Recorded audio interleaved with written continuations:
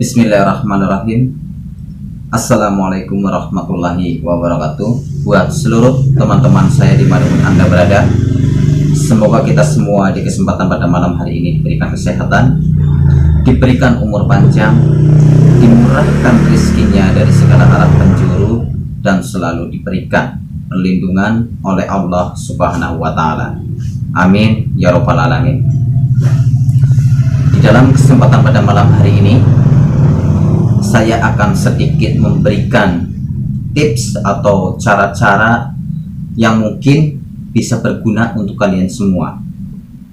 Karena yang akan saya bagikan ini adalah gimana caranya mengetahui jin atau setan yang bersemayam di dalam tubuh kita. Karena di pembahasan di malam hari ini, saya yakin insya Allah penjabaran ini akan sangat berguna untuk kalian semua.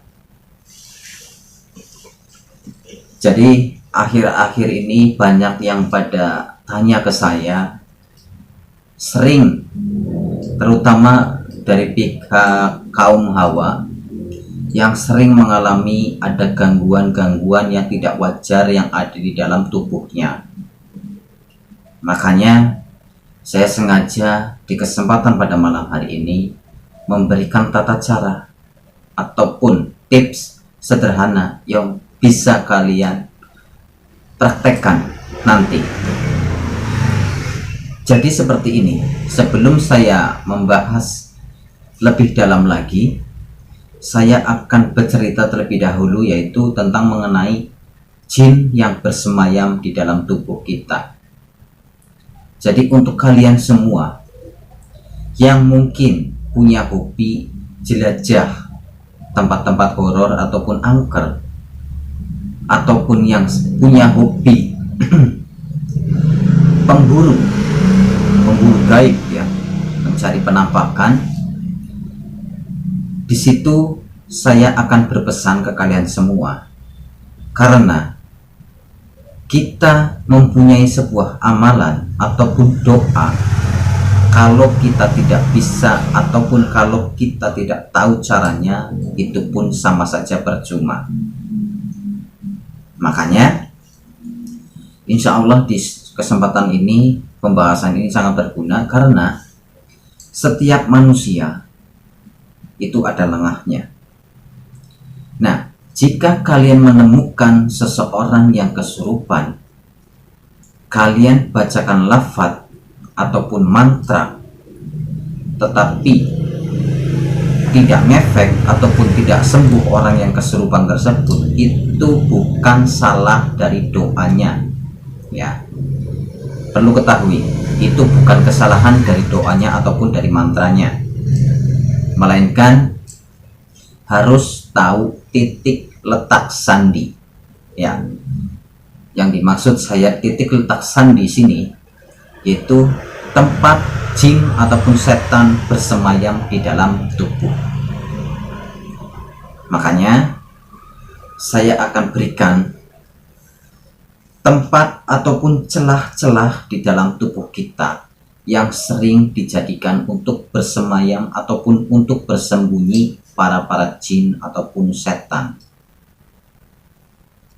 Jadi sering banget teman saya mengalami temannya kesurupan, terus dibacakan lafaz ini itu, tetapi keluar masuk lagi, keluar masuk lagi, karena kita tidak tahu titik kelemahan ataupun titik sandi jin ataupun setan tersebut bersemayam. Jadi tidak panjang-panjang, ini untuk kaum muda-mudi bisa cermati, terutama yang hobi dalam dunia horor, yang mencari misteri. Untuk kelemahan jin yang bersemayam dalam tubuh kita, yang pertama ya, kita harus tahu, yang pertama, titik letak sandi itu ada di sebelah sini ya, sebelah sini. Kalau kita balikan, itu adanya sebelah sini. Ini titik letak sandi jin bersemayam ya, di sini, di ujung kepala, di ubun-ubun sini, Yang ketiga di belakang daun telinga, ya, di belakang daun telinga sini. Bukan di daun telinganya, tapi di bagian yang nempel, ya, nempel sama kepala, ya. Sini di belakang telinga sini nih, ya. Itu pencet saja. Terus yang keempat di jempol kaki, ya, jempol kaki sebelah mana aja bebas, ya, pencet aja pas ujungnya. Itu yang keempat. Terus yang kelima di ulu hati sini, pemirsa, di ulu hati. Terus yang keenam di bagian tengkuk belakang sini, ya. Itu yang harus kita ketahui. Jadi yang pertama bagian sini, yang kedua ubun-ubun, yang ketiga belakang daun telinga, ya, yang keempat ulu hati, yang kelima jempol kaki ujungnya, ya. Terus yang keenam tengkuk belakang. Itu titik kelemahan. Jadi seumpamanya kalian cuma membaca lafaz ataupun cuma membaca doanya aja, tapi kalian tidak tahu titik kelemahannya ada di mana, percuma. Itu keluar masuk lagi, keluar masuk lagi, seperti itu ya sob. Jadi untuk kalian semua yang mempunyai keahlian ataupun yang mempunyai hobi dalam dunia mistik ataupun dunia alam gaib, yang sering berburu hantu, mungkin kita harus tahu titik kelemahan tersebut, karena ini sangat penting sekali untuk kalian semua yang orang awam. Ini sangat penting sekali. Sangat pentingnya gimana? Seumpamanya kita cuma hafal suratan Anas seumpamanya, kita harus tahu titik kelemahan sandi tersebut, setan bersemayam ataupun jin yang bersemayam. Ya seperti itu tadi. Sini, di sini, di sini, di sini, jempol kaki dan punggung. Semuanya kita pegang di punggung. Kita bacakan surat An-Nas, ya. Dengan konsentrasi kita yakin insya Allah. Tetapi kalau kita asal pegang, entah itu kita pegang di bagian mana aja, kita tidak tahu titik letak sandinya, itu percuma sob, ya. Ini yang penting. Jadi kita harus tahu titik kelemahannya. Semuanya kita pegang di bagian leher belakang sini, kita pencet aja. Kalau kita udah tahu titik kelemahannya, pasti kalau dipencet dia akan merasakan kesakitan, ataupun bisa juga merasakan kepanasan saat kita bacakan lafaz. Begitu cara membedakannya. Tetapi kalau kita salah memegang, justru jin ataupun setan yang bersemayam tersebut yang memasuki orang tersebut akan meronta-ronta, memberontak, melawan. Tetapi kalau kita udah pegang letak sandinya, insya Allah jin tersebut akan tunduk. Berikut akan coba bisa juga minta ampun dianya.